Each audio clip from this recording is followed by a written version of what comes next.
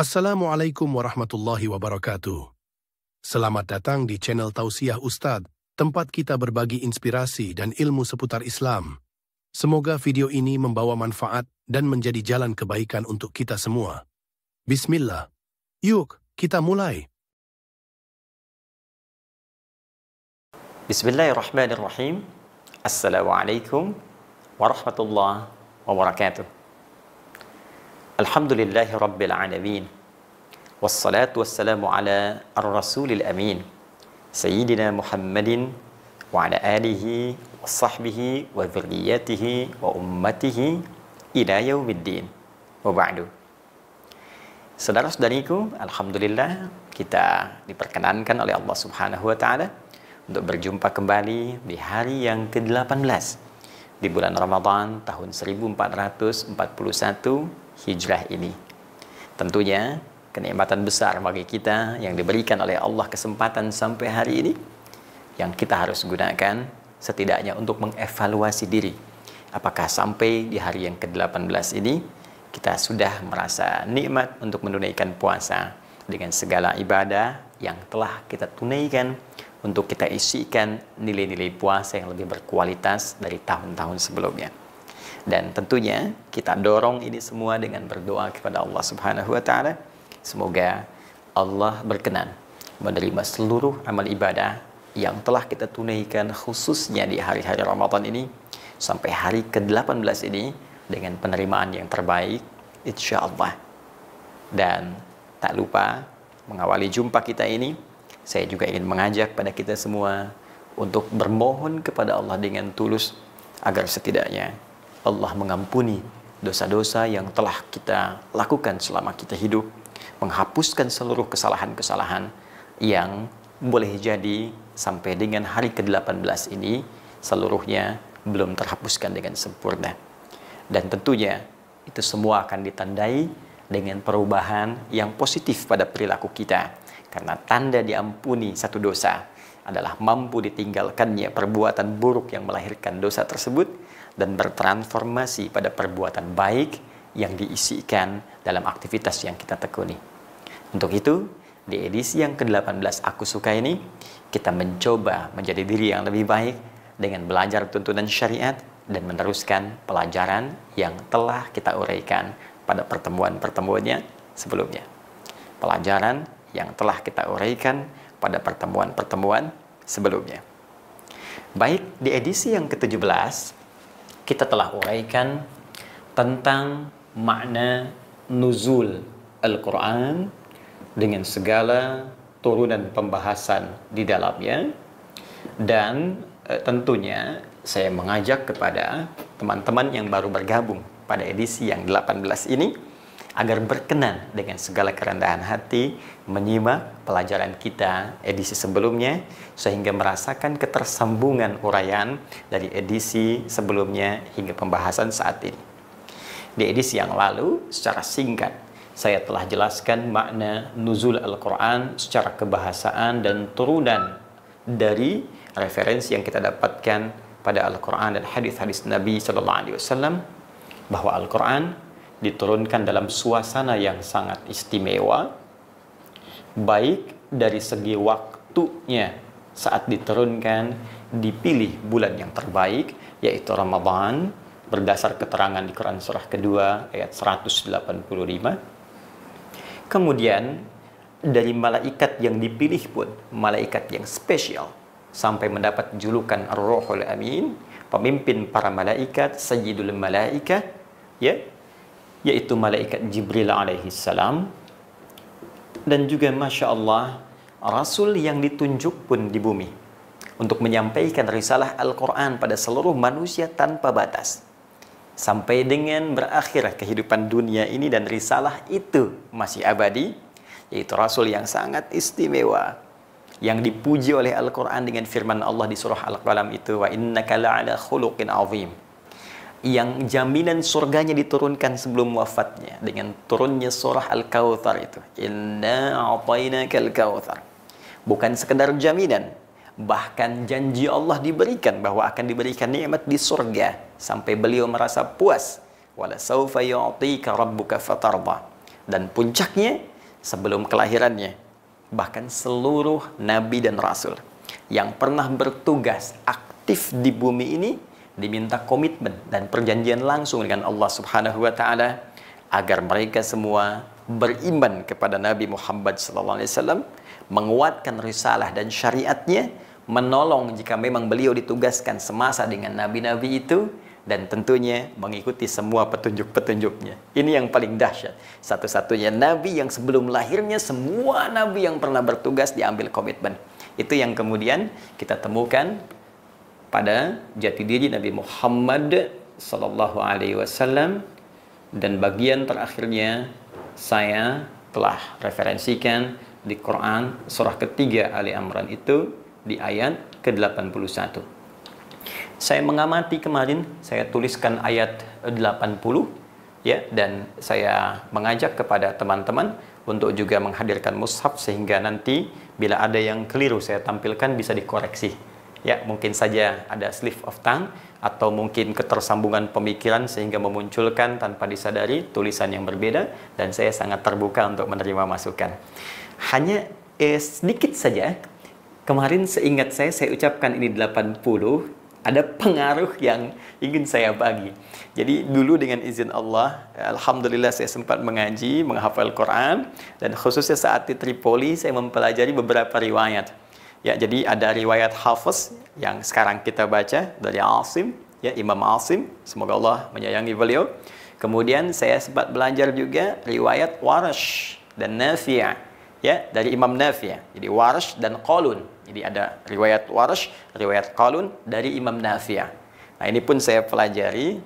Nah, menariknya begini, kalau kita belajar ulumul Quran secara utuh, kita temukan firman Allah ini sempurna seluruhnya dan tidak pernah berubah. Ini benar jaminan Allah di Quran surah ke-15 itu, ayat 9. Inna nahnu nazzalna dzikra wa inna lahu lahafizun.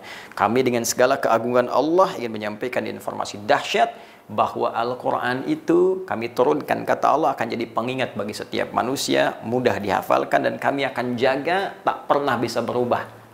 Sampai kita kembali kepada Allah pun nggak akan mengalami perubahan. Jadi firmannya sempurna, jumlah ayatnya sempurna sampai dengan saat ini. Hanya ketika Nabi sampaikan, kan belum ada mushaf seperti sekarang, ya. Nah, mushaf itu ijtihad untuk menuliskan firman dalam bentuk yang sekarang kita dapatkan. Bahkan dulu belum ada harakat, ya. Waktu pertama dituliskan, mushaf Utsmani pertama itu dikumpulkan jadi mushaf, kemudian dikopi jadi 5 bagian, salin ulang, disebarkan ke 5 kota besar utama. Itu belum ada harakatnya, baru diharakati ketika muncul seorang bernama Khalil bin Ahmad Al-Farahidi, ya, mengambil turunan ilmu dari Abu Asad Ad-Du'ali, tersambung pada sahabat Ali bin Abi Thalib radhiyallahu taala anhu. Karena banyak orang Islam yang baru masuk belum bisa bahasa Arab, baca Quran khawatir keliru baca, maka ada harakat. Termasuk muncul kemudian ilmu pelengkap di tajwid yang melengkapi wakaf ibtida. Oh, di sini Nabi berhenti, kasih tanda wakaf, ya, termasuk penomoran. Nah, karena itu dalam beberapa mushaf yang kita dapatkan ada penomoran yang berbeda, itu ijtihad untuk wakaf dan ibtida. Kapan berhenti, kapan mulai. Nah, di mushaf Warash itu ada perbedaan sedikit dengan Hafiz dari penomoran. Jadi kalau yang di Hafiz misalnya Al-Baqarah Alif Lam Mim itu 1, ya, di Warash baru tanda berhenti.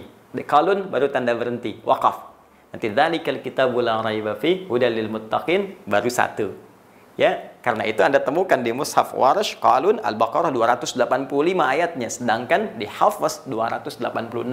Itu bukan kurang ayat 1, cuma nanti penomorannya berbeda karena mengikuti tanda wakaf dengan hikmah tafsir nanti. Makna yang sangat luas dari Al-Quran. Termasuk di Ali Imran yang kemarin saya bacakan, 80 ini yang di mushafnya Warash. Jadi 80 nomornya, sedangkan yang di sini Hafiz, ya. Jadi Anda yang mengaji Hafiz, insya Allah ayatnya ditemukan di nomor 81. Poinnya adalah, kita tidak perdalam itu, kita lanjutkan. Poinnya, hikmah turunnya Al-Quran dengan segala keistimewaan ini seakan memberikan pesan kepada kita bahwa Al-Quran bukan kitab biasa. Bukan sekedar mu'jizatnya terletak pada bacaan yang dibacakan tanpa bosan.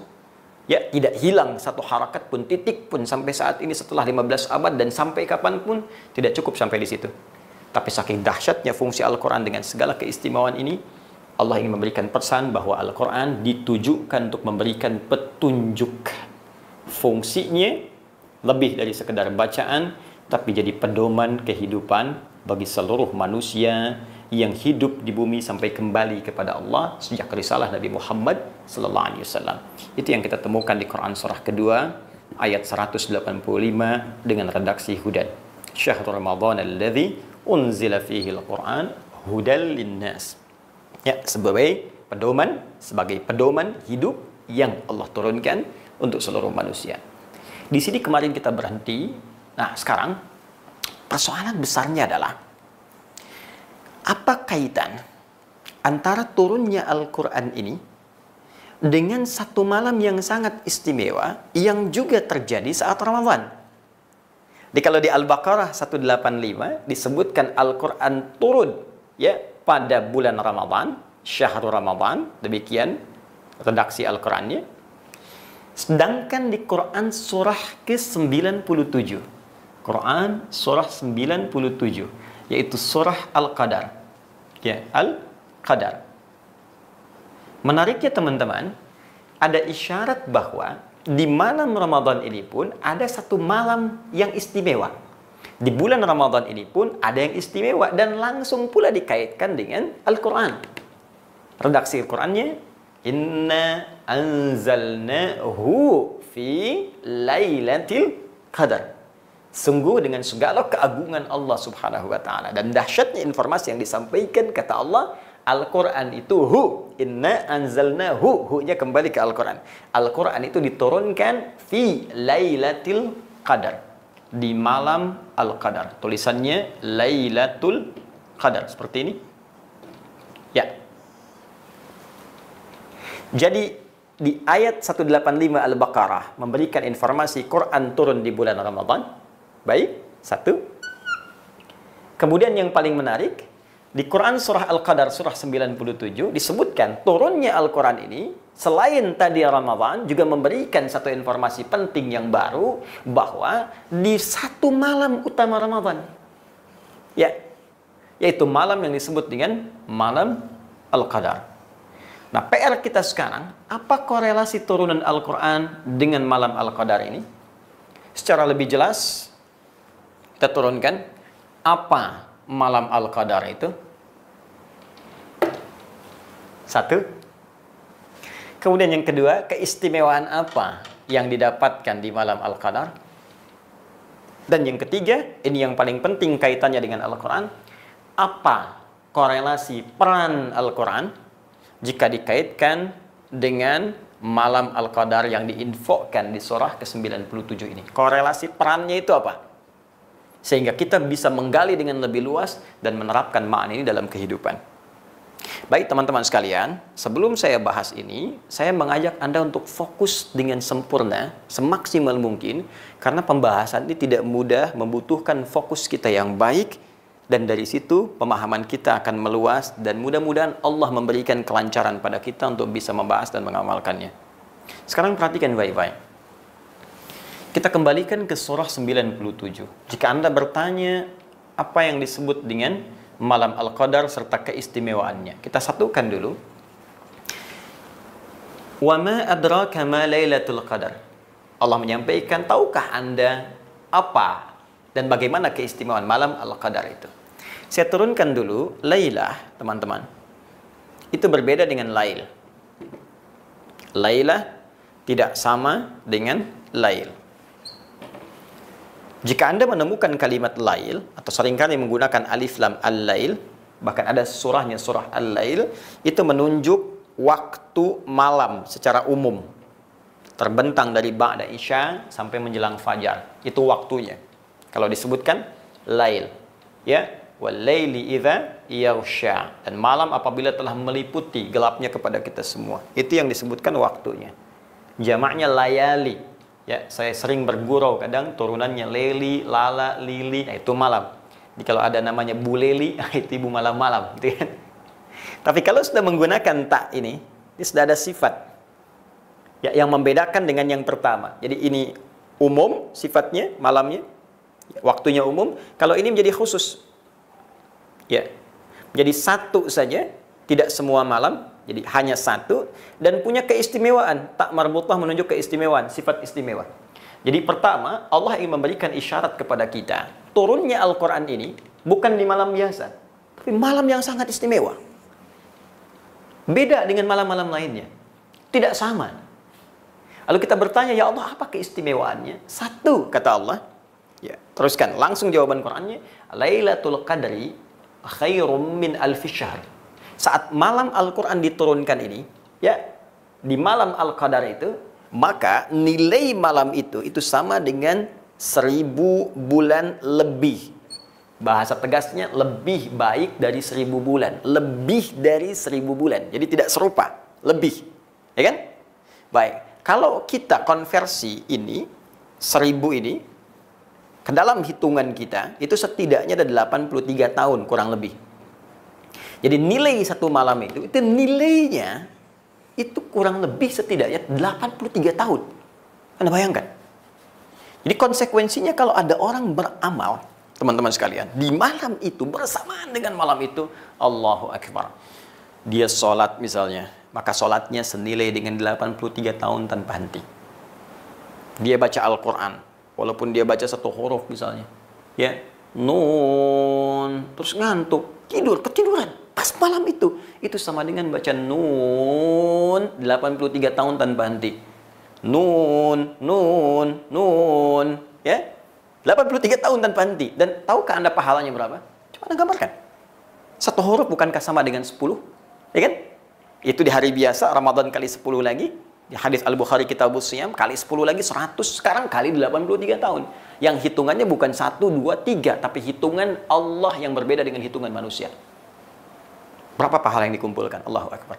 Dan saya membayangkan bagaimana saat insya Allah, semoga Allah berkenan memberikan kita malam itu, anugerahnya kepada kita semua, saat seseorang sedang ada di malam itu dan dia istighfar, taubat dia, dan digugurkan oleh Allah dosa-dosanya. Kesungguhan istighfarnya menggugurkan sebuah dosa-dosanya. 0. Kosong dosanya. Kemudian dia baru beramal, baru pun menyebut nama Allah, senang dia, la ilaha illallah misalnya. Tiba kemudian dia wafat. Sesuai ajalnya. Allahu Akbar. Dosanya kosong, punya amalan la ilaha illallah senilai 83 tahun kurang lebih. Betapa indah. Di penghujung wafatnya, husnul khatimah, dalam keadaan yang sangat indah. Anugerah yang sangat luar biasa. Dan itu hanya didapatkan, kualifikasi ini, ya, keutamaan ini hanya didapatkan satu kali terjadinya satu kali saja, terjadinya di satu malam Ramadan saja. Dan malam inilah yang mendapatkan keberkahan dari Al-Quran. Sehingga disebutkan di Quran surah Ad-Dukhan itu, ya, bukan Dukhan yang kemarin rame, ya, surah Ad-Dukhan dalam Al-Quran, teman-teman sekalian, di surah yang ke-44, surah 44, di halaman 496, di ayat yang ketiga, teman-teman, Allah sebutkan, langsung disebutkan dengan kalimat fi lailatim mubarakah. Kalau orang dapat malam itu penuh dengan keberkahan, nilai kebaikan bertambah karena dapat berkah dari Al-Quran tadi. Baik, itu kalau ada orang bertanya, apa keistimewaan malam Al-Qadar? Allah langsung jelaskan. Kemudian kata Allah, malaikat turun, semua pada saat itu. Tanazzalul malaikatu waruh, bahkan Jibril ikut turun. Malaikat Jibril alaihissalam tugasnya menyampaikan wahyu pada Nabi Muhammad SAW. Ya, selesai Nabi Muhammad SAW wafat, selesai tugas menurunkan wahyunya. Tapi malaikat Jibril setahun sekali turun ke bumi. Ya, karena keagungan Al-Quran dan keagungan malam Al-Qadar itu turun ke bumi, menyertai hamba-hamba yang ibadah. Ya, sampai saking banyaknya malaikat yang turun, para ulama tafsir menyebutkan bumi seakan-akan sesak oleh malaikat, sehingga suara-suara bising jadi redup, angin-angin jadi berhenti, sehingga terbaca suasana alam jadi teduh, nikmat. Dan ini bahasa Al-Qur'annya diungkapkan dengan kalimat salam. Salamun hiya hatta matla al-fajr. Malam Al-Qadar. Nah, sekarang yang paling menarik, ini kan baru pahala nih. Baca Quran dapat pahala, sholat dapat pahala. Sekarang pembahasan utama kita, apa korelasinya peran Al-Quran ini? Dengan Lailatul Qadar. Korelasinya apa? Fungsi utama Quran dikaitkan dengan malam Al-Qadar itu seperti apa? Ini yang jarang dibahas. Jarang diuraikan oleh para ulama kita, termasuk dalam kitab-kitab ulumul Quran. Baik, sekarang kita gali pelan-pelan. Teman-teman sekalian, untuk mengetahui korelasi itu, kita harus kembali ke pertanyaan ini dulu. Apa ya yang dimaksud Lailatul Qadar itu? Saya telah uraikan kalimat lailnya, yang berarti malam yang istimewa. Tinggal tersisa kita untuk memahami makna qadarnya. Ini. Dari sini baru kita mengetahui tentang korelasi peran Al-Quran dengan malam Al-Qadar. Al-Qadar, teman-teman, secara ringkas bisa dipahami dengan ketetapan Allah Subhanahu wa Ta'ala terkait dengan alur kehidupan setiap hamba.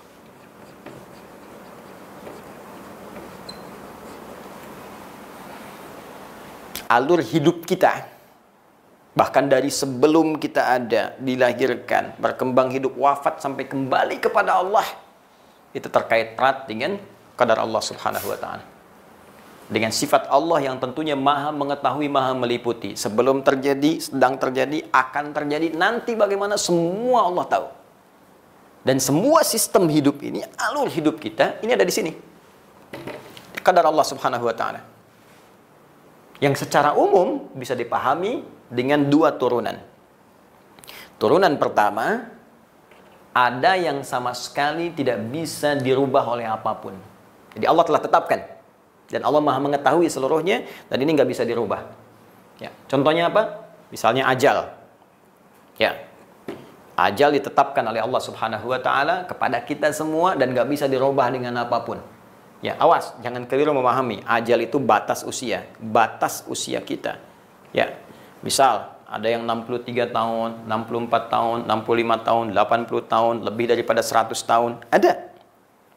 Nah, hukum ajal ini tetap oleh Allah. Sebelum kita kemudian bahkan terlahir dalam rahim ibunda kita, itu sudah tetapkan oleh Allah Subhanahu wa Ta'ala, ajal si fulan sampai sekian gak akan berubah.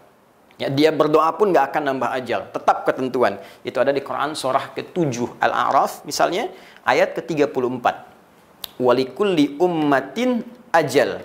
Setiap umat, jangankan 1-2 orang, semua umat yang pernah ada di bumi itu punya batas usia, batas hidup. Fa idza jaa ajaluhum la yastakhiruna sa'atan wa la yastaqdimun. Jika sudah tiba ajalnya, maka nggak akan bisa dimajukan, nggak akan bisa dimundurkan. Ya. Walaupun orang berkata misalnya diabadikan di Quran itu surah ke-63 ya, di ayat ke-11-nya, laula akhartani ila ajalin qarib fa asaddaqa wa aqum minas salihin. Ya Allah, bisa enggak ya Allah? Ya, ajalku ini ditambah dikit aja supaya aku bisa beramal saleh. Surah 63 dari ayat 10 bacanya sampai ayat 11-nya supaya sempurna kita bacakan. Ya, kata Allah nggak bisa. Nggak bisa. Kalau sudah ada ajalnya bagi setiap jiwa, nggak akan bisa maju, nggak akan bisa mundur. Ini contoh pertama yang nggak bisa dirubah dengan apapun. Ya, ini ditemukan misalnya dalam referensi hadis Nabi Sallallahu Alaihi Wasallam. Kita ambil yang paling gampang untuk diakses di Al-Arba'in An-Nawawiyah. Ya, hadis nomor keempat dari sahabat Abu Abdurrahman Abdullah bin Mas'ud radhiyallahu ta'ala anhu, ya'ni Nabi sallallahu alaihi wasallam wa huwa as-sadiqul masduq, disebutkan inna ahadakum yujma'u fi batni ummihi 40 yawman nutfah. Setiap kalian, kata Nabi sallallahu alaihi wasallam, anak cucu Adam dihimpun dalam proses penciptaan di perut ibundanya 40 hari pertama jadi nutfah. Ya, pancaran antara spermatozoa ya, menyatu dengan ovum berproses. Thumma yakunu mithla dzalika 'alaqah, thumma yakunu 'alaqah mithla dzalik. Kemudian 40 hari kedua berproses jadi alaqah, zigot yang menempel di dinding rahim. Thumma yakunu mudighah, ya, mithla dzalik. Kemudian 40 hari lagi berubah jadi mudighah, berubah menjadi mudighah, sudah mulai terlihat keratan dagingnya, nampak. Ya, thumma yursalu ilaihil malak, dan diutus malaikat pada usia 120 hari, 4 bulan kandungan tadi.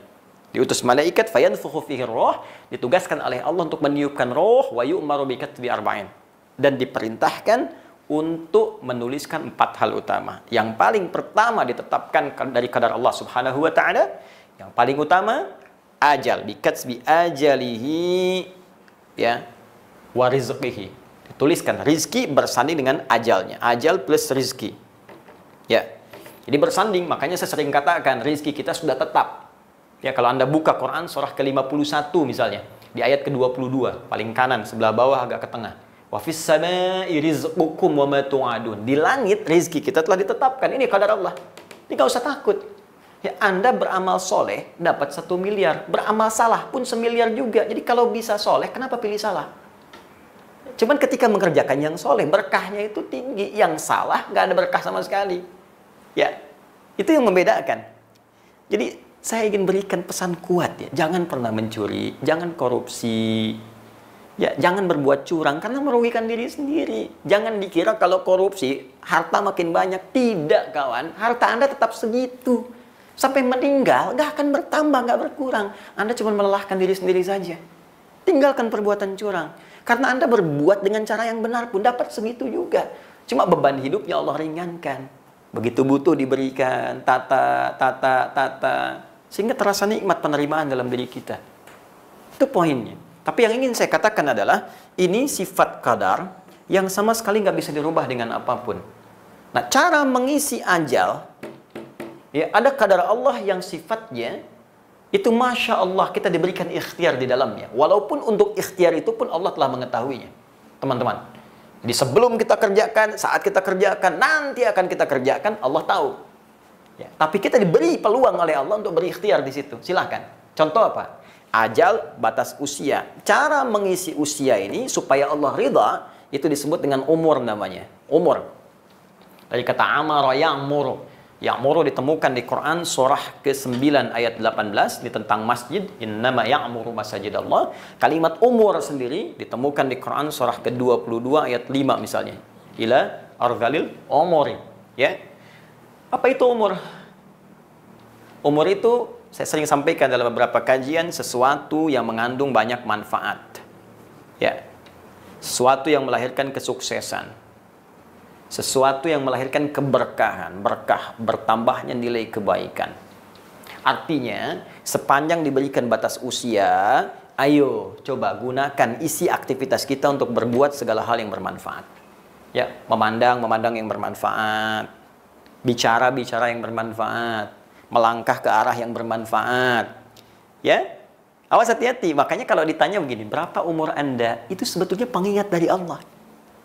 Bukan tentang ajal, tapi tentang efektivitas usia yang diberikan oleh Allah pada kita. Jadi kalau Anda berkata begini, Alhamdulillah diberikan 40 tahun, 60 tahun. Balik tanya, selama 60 tahun itu berapa banyak manfaat yang sudah kita dapatkan? Berapa banyak perbuatan baik yang sudah kita hasilkan? Jangan-jangan anak 4 tahun belum balik, manfaatnya lebih banyak dibanding kita yang sudah 40 tahun. Sukses. Ayo, selama hidup sukses. Bekerja yang giat. Ya, bekerja yang benar. Dengan penuh semangat. Apapun profesi Anda, dimanapun Anda mengabdi. Di birokrasi, di diplomasi, mengajarkah Anda, di militer. Ayo, semangat bekerja. Tempuh. Karena itu nanti kita dapatkan pedoman-pedoman untuk memotivasi kita semangat dalam beraktivitas. Makanya sahabat Nabi juga biasa banyak. Di militer yang sukses banyak. Ada Khalid bin Walid misalnya. Di birokrasi juga banyak. Ada Amr bin As, ada Muawiyah bin Abi Sufyan. Yang pengusaha sukses banyak. Ada Uthman bin Affan, Abdurrahman bin Auf. Yang pengajar dosen sukses banyak. Ada Ali bin Abi Thalib, ada Abu Hurairah. Termasuk Sayyidah Aisyah. Disilahkan passion kita apa? Sukses. Dan jangan lupa kesuksesan itu harus punya nilai keberkahan, nilai-nilai positif. Itu yang disebut dengan umur. Nah, untuk bisa mewujudkan ini, kita kan harus berikhtiar. Untuk ngajar, perlu belajar. Mau jadi orang hebat, perlu belajar dengan baik dulu. Sekarang kuliah, jurusannya apa, pelajari, ikut training. Itu ikhtiar kita. Jelas ya? Diberikan kesempatan oleh Allah Subhanahu wa Ta'ala. Karena itu di Quran surah ke-13, terkait dengan ini, ya, Quran surah 13, ayat yang ke-11, ya, Allah sampaikan di pertengahan ke ujung ayatnya, ayat yang ke-11, innallaha la yughayyiru ma biqaumin hatta yughayyiru ma bi anfusihim. Ini yang dimaksudkan. Allah tidak akan membimbing engkau, membantu engkau, merubah engkau, ya, menyempurnakan ikhtiarmu atau menghadirkan cita-citamu sebelum engkau berusaha sendiri untuk berikhtiar. Merubah apa yang kau ingin dapatkan itu. Maksudnya apa? Berikhtiar dulu. Nggak bisa ujuk-ujuk Anda menjadi misalnya seorang jenderal di militer. Anda menjadi pengusaha sukses. Tanpa seketika nggak ada usaha, tiba-tiba jadi aja. Nggak bisa. Kata Allah, saya bikin hukum universal. Pengen kaya, kerja. Pengen pintar, belajar. Di dalam konteks ini jangan salahkan. Kenapa dia nggak beriman kok bisa pintar? Allah tanya, kamu belajar nggak? Gitu. Di sini ada ikhtiar kita. Nah, ikhtiar ini pun teman-teman sekalian, ini butuh pedoman, butuh petunjuk. Kalau nggak ada petunjuk yang benar, bagaimana? Anda, maaf nih, teman-teman sekalian, pesan mobil. Bagaimana bisa menggunakannya? Kan Anda tanya, petunjuknya mana? Siapa yang bikin petunjuk? Yang bikin mobil. Yang bikin mobil membuat petunjuk tentang mobil. Yang bikin pesawat membuat pedoman pesawat. Yang membuat handphone membuat buku petunjuk handphone. Sekarang kita kan manusia. Kita beraktivitas. Kalau ingin tahu petunjuk, jangan bikin sendiri. Tanyakan pada yang mencipta kita. Tanyakan pada yang membuat kita. Ya Allah, kembali kepada Allah yang hak.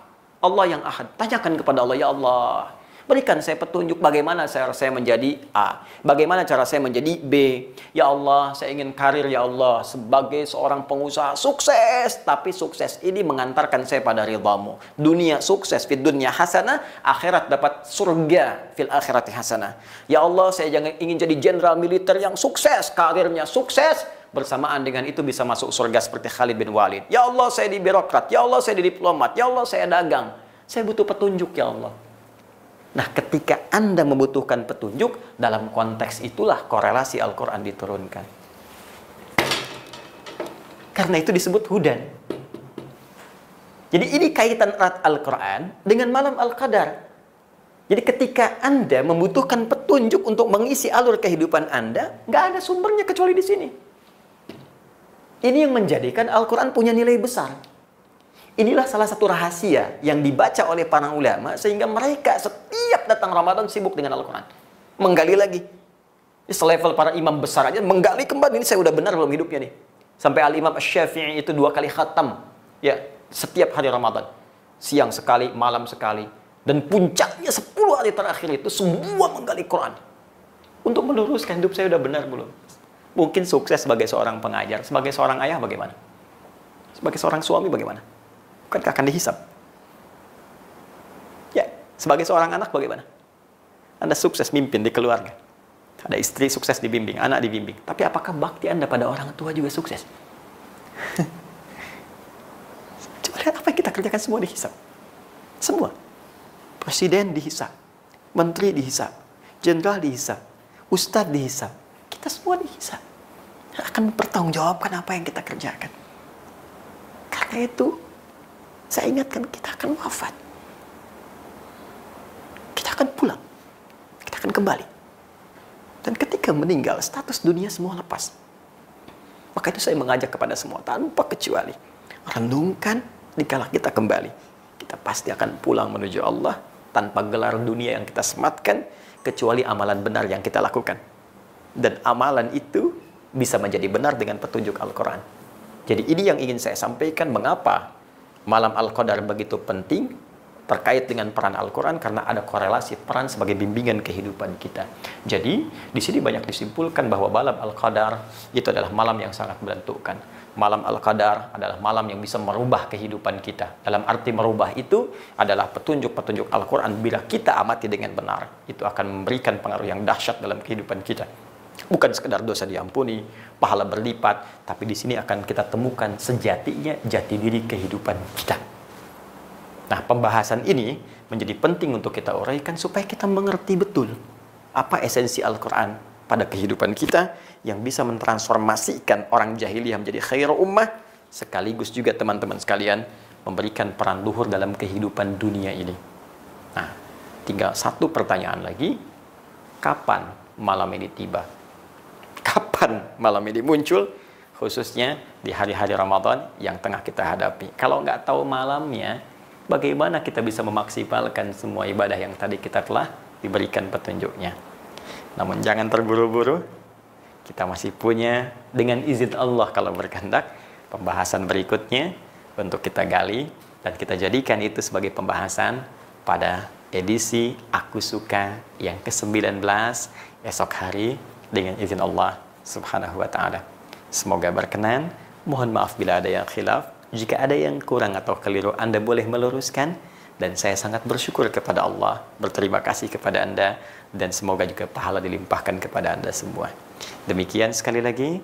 Semoga Allah menerima taubat kita, memberikan jalan terang pada kehidupan kita, mengampuni dosa-dosa kita, dan menempatkan kita di surga dengan izinnya bersama orang-orang terbaik yang Allah sayangi. Subhanakallahumma wa bihamdika asyhadu an la ilaha illa anta astaghfiruka wa atubu ilaik wa akhiru da'wana alhamdulillahi rabbil alamin wal afu minkum. Assalamualaikum warahmatullahi wabarakatuh. Terima kasih sudah menonton. Jangan lupa like, share, dan subscribe untuk mendukung dakwah ini. Sampai jumpa di video berikutnya. Wassalamualaikum warahmatullahi wabarakatuh.